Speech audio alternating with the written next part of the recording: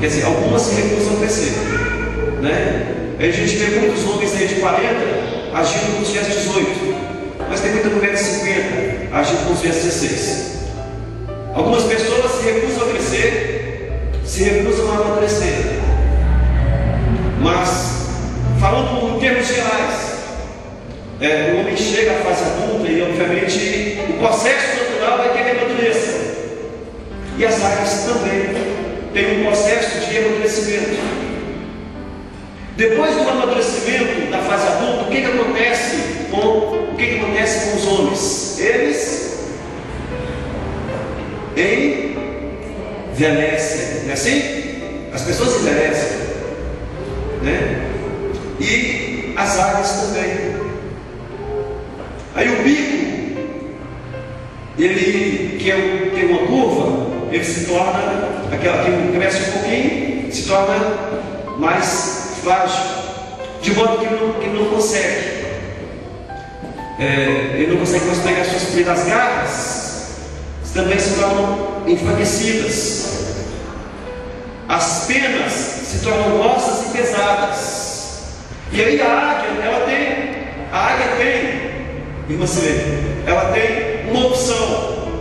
Uma opção não são duas, é uma só. Ou ela morre, ou ela tem que passar por um processo de renovação do seu corpo. Para morrer é muito fácil, é só não fazer nada. Mas para poder se renovar, espiritualmente também, as pessoas estão vivendo o mundo para morrer ou permanecer imóveis, é só não fazer nada acerca das suas vidas espirituais. É deixar como dá para ver como é que fica. Mas para aqueles que desejam renovação espiritual, renovar espiritualmente é um processo. E para a águia dura 5 meses, 150 dias. Como é que é esse processo? Primeiro, ela vai para o lugar mais alto que ela pode botar. Outro esforço, talvez acima das próprias forças dela. Você já fez algum esforço e depois você achou que estava acima das suas forças? Não sei como é que eu consegui fazer isso, mas eu acabei fazendo. Alguém já passou experiência? Amém. A águia faz isso. Ela vai lá para o alto dos penhascos, e ali ela se aproxima de uma rocha, de uma pedra duríssima, e começa a espegar o bico, até que o bico se solte. É claro que vai produzir sangue, muito sangue. Depois que o bico se solta, vai passar um tempo e outro bico vai nascer no lugar. Depois que aquele bico, firme como ferro, altamente resistente, nasce com o bico, começa a arrancar. Só as águias fazem isso, viu? As minhas estão aqui, ó. Amém? Começa a arrancar suas garras, uma por uma. Depois de arrancar as garras, e uma vez que nasceram outras no lugar, passavam-se, obviamente, muitos dias. Aí com aquelas garras, ela começa a arrancar as penas e espera sozinha, lá no alto, até que novas penas nasçam, de modo que ela possa voltar a voar. Imagina 150 dias de solidão espiritual para você. 5 meses, você e Deus. Eu não daria isso. Como é que eu faço 5 meses sem conversar com alguém? Eu estou dizendo em não conversar com pessoas. Mas imagine se você tirasse um tempo para crescimento espiritual, para renovação, para retirar o bico. Tem tanta questão com o bico grande, não tem? Bicudo, né? Fala muito. Pastor fala muito, fala. Quantas horas? Estou quase acabando. garras afiadas. Quantas vezes, por meio das garras afiadas, nós atacamos os irmãos e temos um comportamento completamente diferente do que Deus espera de nós. Queridos, as pessoas, talvez a Águia também se tenha algo disso.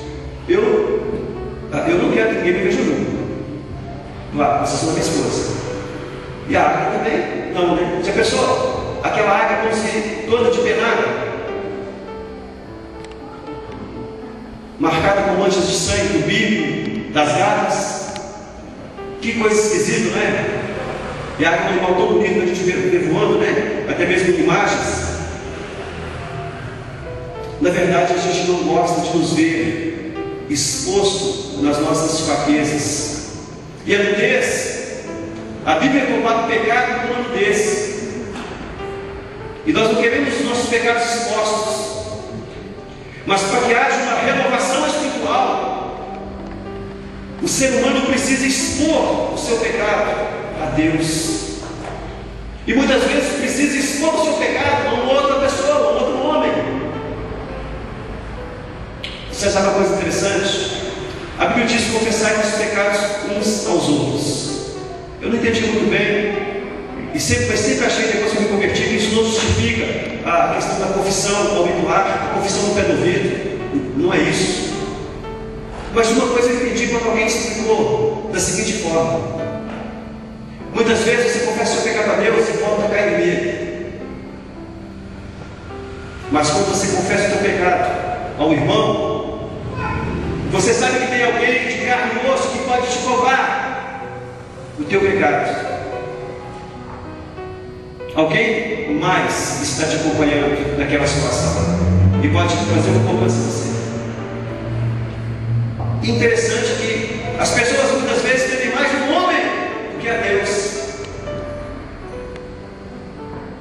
E para não deixar que ele me corrija, ou que me critique, ou que me cobre, eu vou vigiar esse erro para não cair mais, porque tem alguém olhando para mim.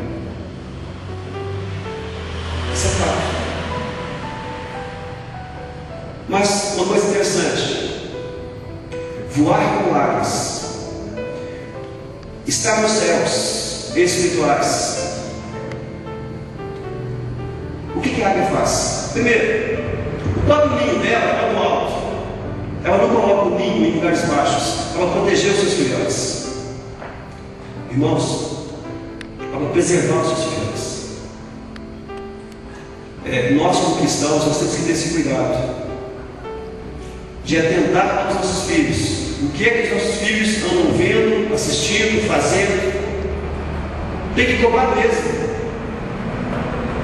Tem que cobrar e tem que colocar autoridade espiritual acerca daquilo que andam fazendo, assistindo, para conduzirmos de modo que enquanto eles tiverem a autoridade para decidirem, eles tenham as condições necessárias e a informação necessária para decidirem da maneira correta por Cristo Jesus.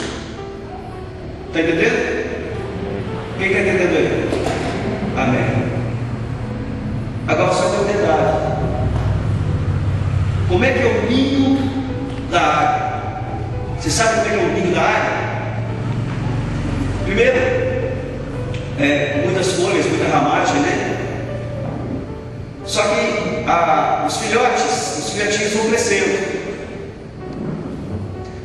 E na medida que eles crescem e que as suas asas já têm resistência suficiente para voar, mas eles não querem sair de lá. Já viu um filho adulto que não quer sair de casa?